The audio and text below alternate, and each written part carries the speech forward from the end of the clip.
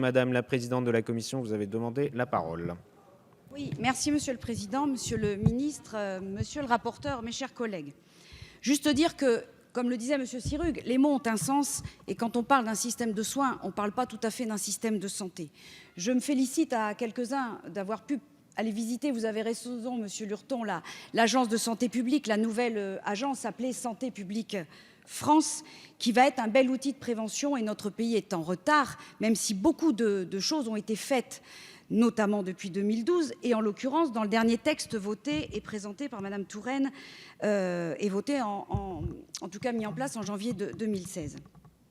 Au regard d'ailleurs de ce manque de prévention, je suis étonnée que personne dans les interventions n'ait fait référence au rapport de la Cour des comptes sur les défaillances de notre État vis-à-vis de la politique menée contre l'alcoolisation de nos concitoyens. Je m'en étonne.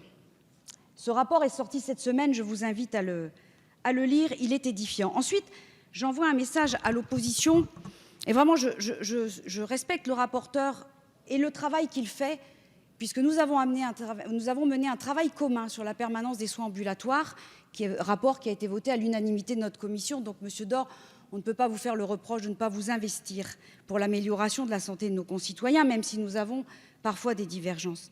Mais néanmoins, j'appelle l'opposition à clarifier ses positions. À clarifier ses positions vis-à-vis des médecins et l'installation des médecins. 2 propositions de loi ont été défendues par l'opposition depuis 2012. Une défendue par Monsieur Philippe Vigier à l'automne 2012, qui voulait de la coercition et non pas de l'incitation. La deuxième proposition de loi, toujours déposée par l'opposition le 18 février 2015, dont nous n'avons pas eu l'occasion de débattre, qui avait été signée en l'occurrence par M. Elie Aboud, membre de la commission des affaires sociales, M. Jean-Louis Costes, affaires sociales, Mme Bérangère Poletti, affaires sociales, M. Francis Vercamer, affaires sociales, qui dit « Il faut passer de l'incitation à l'obligation ». Une campagne arrive d'ici 1 an. Je demande au nom des médecins libéraux que vous clarifiez vos positions, mes chers collègues de l'opposition.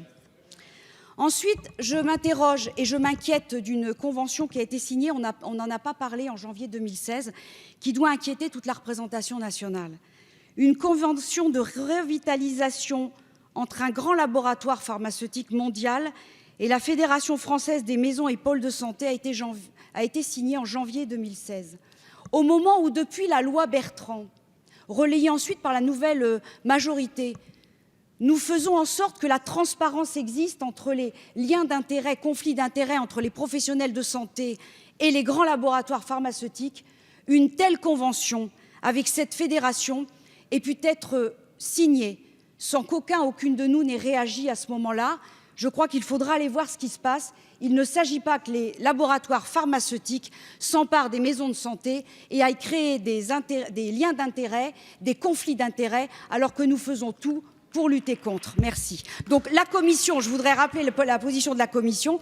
La commission, évidemment, a rejeté le texte de M. Dor. Je le regrette, mais c'est ainsi, M. Dor. Merci. Merci, Madame la présidente de la commission.